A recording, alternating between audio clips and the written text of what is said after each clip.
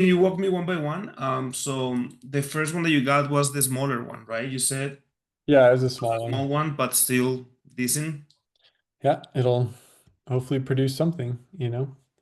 Nice. Um, Can you walk me through the numbers? yeah, it's worth about 15,000 and it's under contract for 6. Okay. Yeah, it's vacant land. Is it Uh, your urban or what's rural? up? Is it urban land or rural land?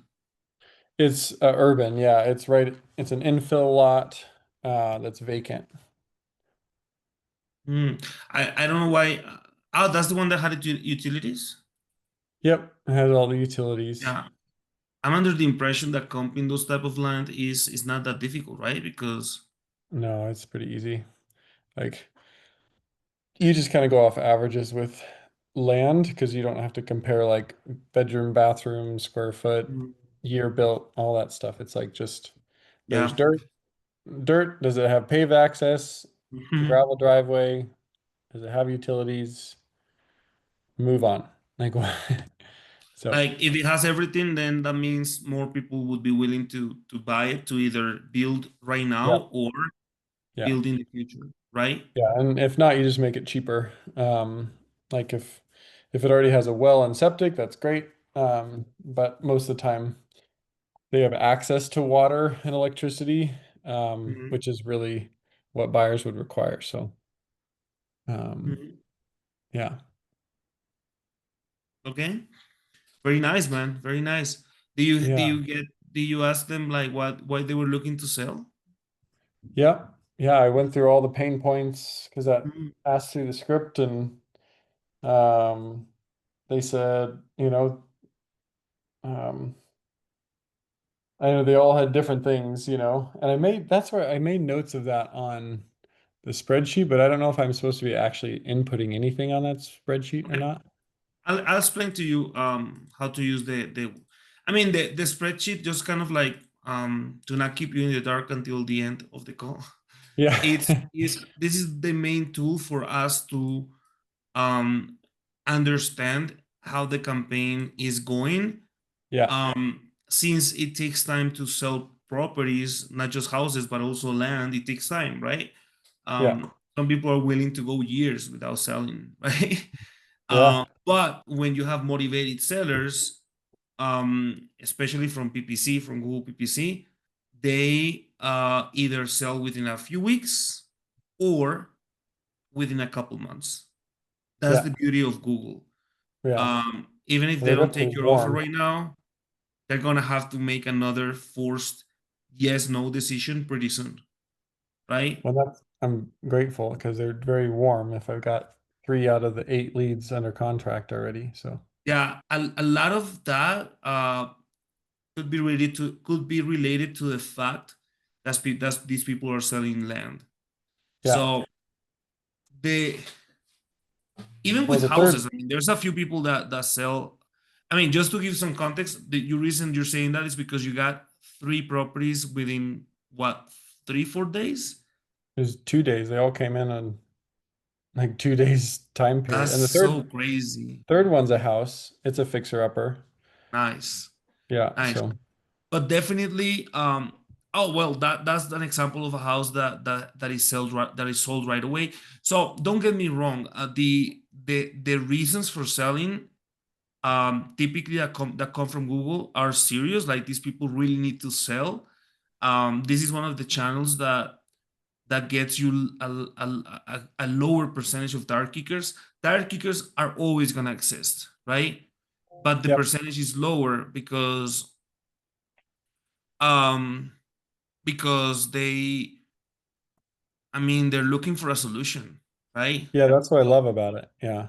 Seems Right? great. I'm like, I don't want to keep pulling it out of people. It's like, you come to me. Exactly, man. And a lot of it is how well your system and your process is able to help them make the best decision for them, right? Yeah. And I emphasize the make decision for them because even if the house is looks like a moving ready house, not fully updated, right? But Yeah. I mean, you're not doing houses, but just as an example, Say that someone becomes a lead and they have a moving ready house, but it's not fully updated, which means it's not really gonna sell for top dollar. You see what I'm saying? Especially Yep. if they're in a hot neighborhood. What that means is a lot of people, even though they know that, they're gonna try to get as close as possible to top dollar. And Hmm. what that's gonna cause is they're gonna they're gonna get fewer offers, and since there's fewer offers, they have to wait longer to get the best offer that they're really looking for. And then they gotta go through it's like a 60 to 90 day or 30 to 60 days closing period in which a lot of the deals fall through because of the Yeah. contingencies, right? So Yeah. so that's why your average motivated seller through Google is gonna sell faster, right? So it's a lot of the time is gonna depend on how well you are able to really understand where they're coming from, that you build trust and you're able to give them a solution that makes sense in their specific situation. Like you can be working a situation that looks so similar that you've done 100 times before, but if you treat it like a unique situation, chances are you're gonna get faster results, and you clearly have done that. You see what I'm saying? Yeah. Yeah. Well, I think that's what I think like the key is just getting to them immediately. And there's like a couple leads that even said they would make an appointment, but they haven't yet. Like I got them on the phone, we were talking or texting, and they're like, "Yep, I'm gonna make an appointment," but they haven't yet. So I'm still following up with them. Okay, so they're not telling you a hard date and time when they want to meet, right? No, or using my calendar link or anything. Yeah. Oh, but you've been trying to call them. Yeah. Yeah. I Okay, didn't actually call them today. Wow. yeah, Halloween. you gotta go back. I mean, Yeah. this is the day that they need to be scared if they don't find a solution. Yep. Yep. So definitely, man. I mean, definitely having a structured and aggressive follow up during the first few days is gonna be crucial. Exactly. Yeah, Okay. I did that the first couple Yeah. days with both of those. So today is the first day I didn't call them back, so I'll do Okay. that. And that doesn't mean that everyone that picks up the phone is gonna be ready, but that's what Right. initiates the process. Yep, it does. It builds trust. It builds trust, and there's in my experience, there's two types of biases that need to be overcome. One is the first one that you need to overcome. I mean, there's a lot of them, but there's two main, right? So the main one is status quo bias, Yep. right? Which means they have something out of impulse, and then if they're not contacted fast, they could throw more objections at you, like, Yep. oh, sorry, I'm busy at work. They're not telling you they don't want to talk about it anymore. You see Yeah, what I'm exactly. saying? Yep. Right? Most of them use the work as the excuse I found. Yeah. Exactly. But if you get them super quick, and that's the reason the first drip message goes out within 2 minutes. Perfect. Yeah. Imagine someone at night, uh, I don't know, not being able to sleep, and then they are like, oh, you know what? How do I sell my house? They get an offer, they fill it out, they hear nothing from anyone. Oh, no one said anything.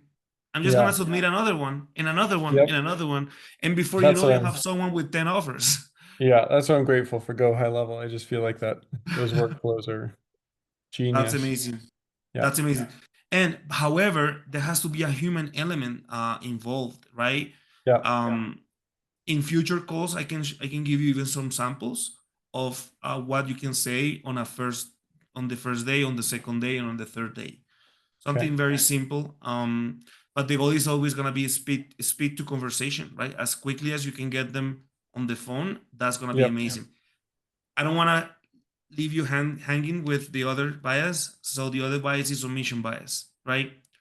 So I mean, some people, there's another bias that is called endowment bias, which means that they attach a higher value to your house because of sentimental value or a lot of stuff. Yeah, right. Yeah. But if and maybe that happens less with land, right? Yeah.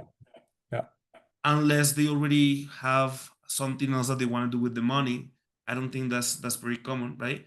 But if they have Right. something else that they want to do with the money, then I mean, they don't have to move out, right? They're not living in the piece of land, so that helps you a lot.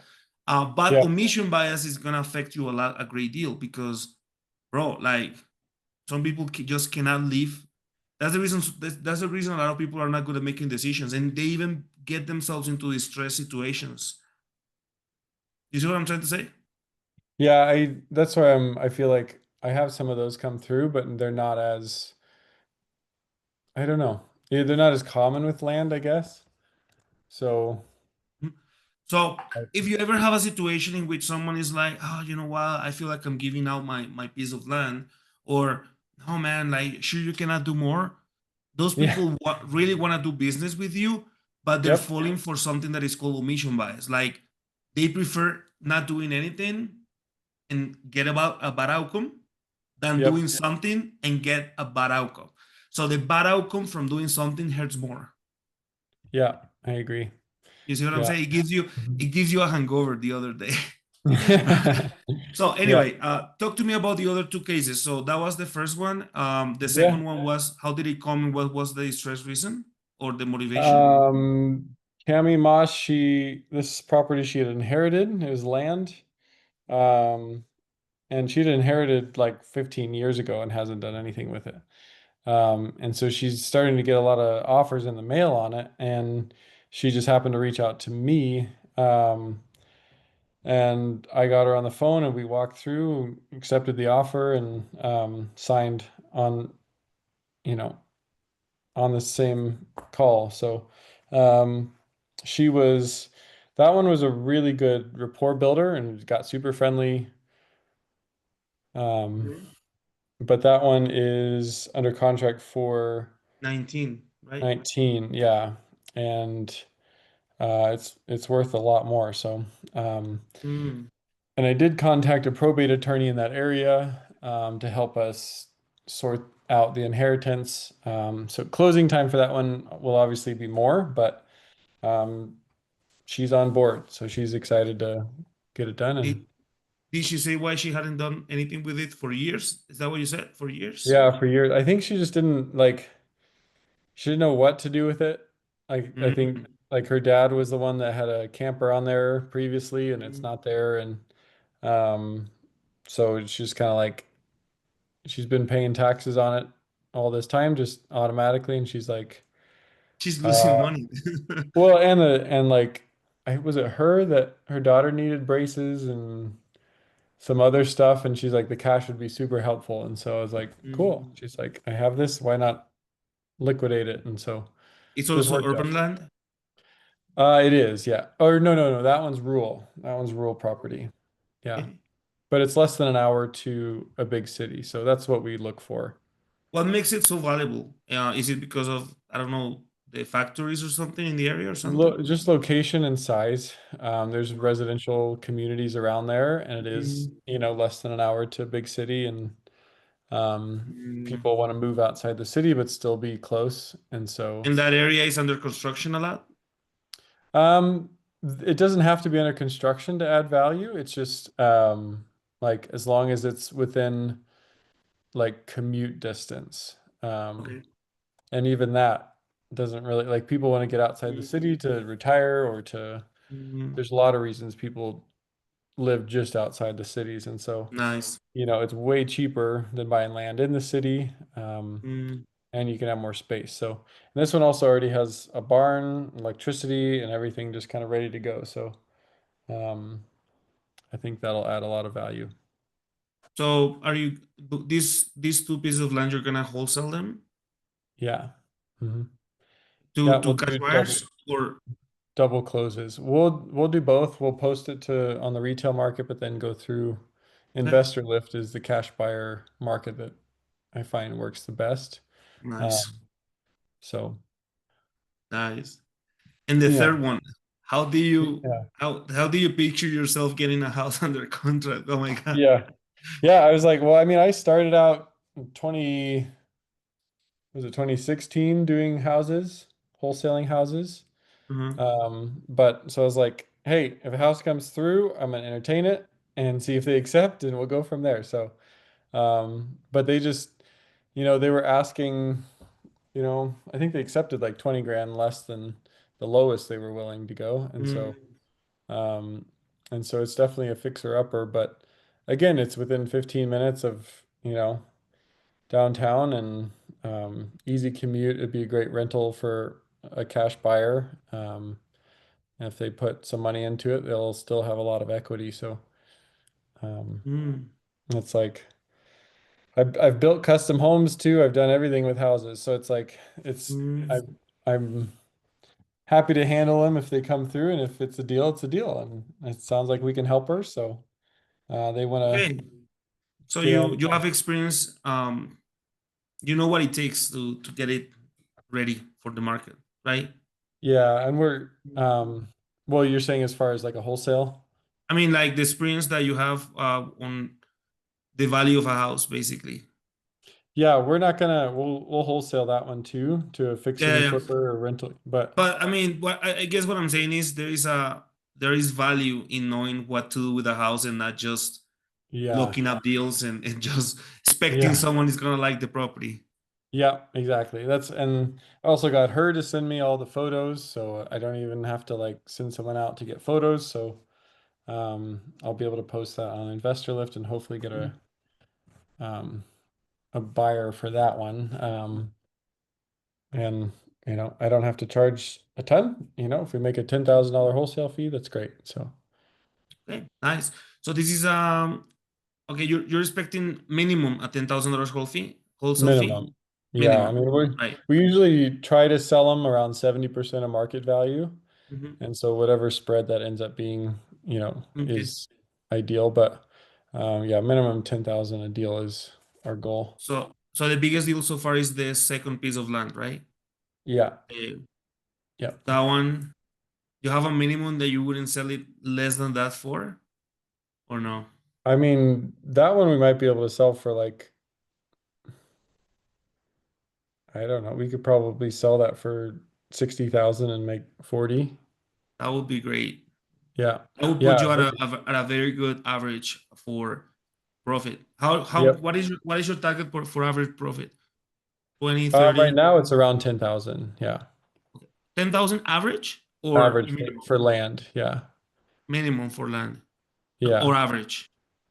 Average. Yeah. So we've had Oh, $3,000 deals. We've had $20,000 deals.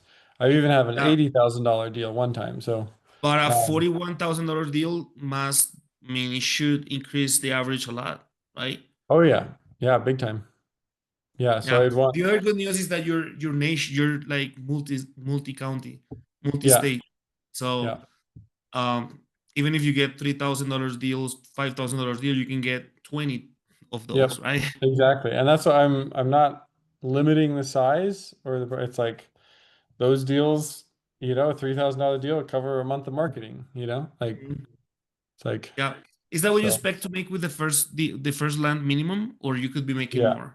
Yeah. Probably 3 to 5, 3 to 5. max. Like, Awesome, man. Well, this is I mean, you don't count the chickens before they hatch. Is that how you say it? exactly. I'm like, But because some of these will never close, but it's like yeah, we gotta do I our mean, work. that's the reason we're having a success strategy call because we want to celebrate your wins, of course, Yeah. right? But at the same time, it's called strategy for a reason, right? So Yeah. we're discussing a lot of the things that we're discussing today is we're building common language, right? And it will allow us to have better conversations down the line, right? To be more aligned and to understand um, when so your offer is proven, right? The next Yep. step basically is a mix. So the offer and at the same time you're working the second phase which is um, building predictable acquisition. So that's what the sheet is going to be for. That's what the Okay. CRM is going to help us do, helping you build a predictable acquisition system. Once everything is in place, then it's up to you whether you want to scale, but you're going to scale since you already have the predictable acquisitions. Then when you choose to scale, it's going to be with systems. So you're not gonna be. It's like you already built the foundation. So expanding on that is gonna be easier. exactly. You see what I'm saying? Yeah, and that's So, yeah, exactly. so in that sense, I already know things about you, like what is your average profit per deal target.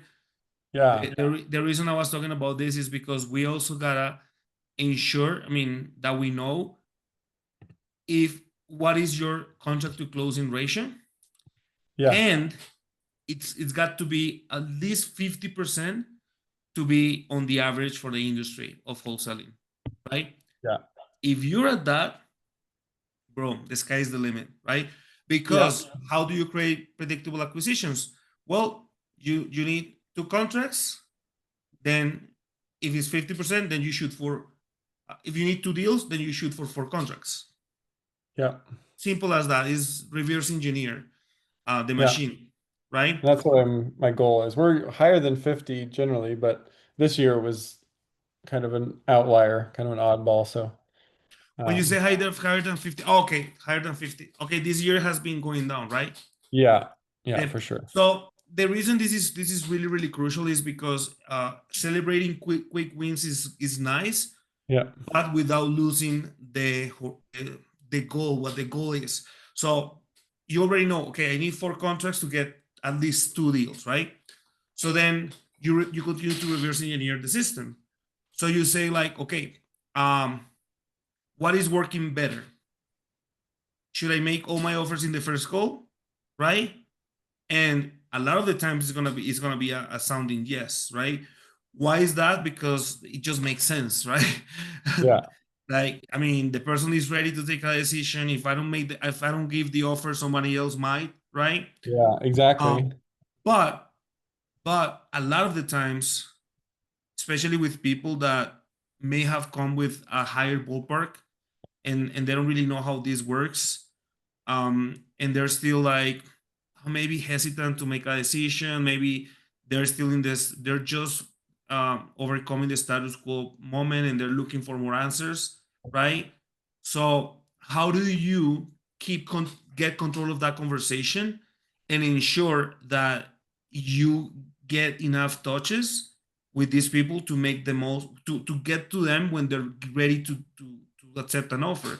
That not only that, I mean, so you're not in the business of giving them what they want, you're in the business of pushing your solutions the way it works For for me. everyone, right? You see Yeah, what I'm but for saying? them too. Yeah. I mean, it Yep. has to work for them too, but It does. a lot of people mistake offering too much money, Yeah. because then when you're a wholesaler, right? You get it under contract, it's a bad deal, nobody wants it, and I mean, your person loses time, right? Well, and You that's why I appreciate the way this script works because it's like, it finds their pain point. It offers this as a solution, even if it's 20 Mhm. grand below what the lowest number is, they'll accept. And then I've just never been big on scripts, and I was like, I'm gonna try this one, stick to it, and it Nice. worked. So So you feel like you finally have a way to present an offer that is lower, and that is yeah. not going to be taken as a lowball offer. Yeah, nobody's mad about it. Like even the people that don't accept it, they see it as a potential solution but nobody's mad. Like Nice. That is it's so like great. such a blessing. Like, Bro, at the end of the day, it is you and it's not you against them, it's you and them against whatever situation they're facing, yep, exactly. right? So one important key, and this is gonna, I mean, we're gonna finish very soon the success Yeah, call, cool. and we're Yeah, gonna go inside your actual system. And one thing I want to tell you is the way our system is built up. So this is gonna give you a preview of what you're gonna find in the lead sheet. Is that we're we're going to ensure that you have as high as a contact rate as possible, right? good. If a lady is not contacted, you don't start the process. So a lot of the time that's like a lost lead, right? That's like throwing money on the garbage. Won't happen. Right? And then, but then after that, you have a discovery call, right?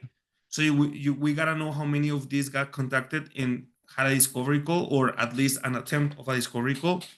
Yeah. And then out of these, how many became offers. But there is a missing link between the two, and it is the scheduled offer appointments. Because Yeah. not always, I'm gonna say most of the time, while you're checking the viability of the deal, not the viability of the deal, but the viability of the lead to receive an offer. Not every Hmm. lead is gonna be ready for a lowball offer, Yeah. right? No matter how good you present it. So Yeah. you check for the liability, and then everyone that is at least warm is gonna get a second offer, because the Yeah. philosophy is sorry, it's gonna get us an offer call, which is the second call, right? So this is called Mhm. a two call close, Right. because what's gonna happen is I mean, this is gonna put you in a position where you're gonna get surprised at how many people are gonna say yes and you didn't expect it, Yeah. right? Right.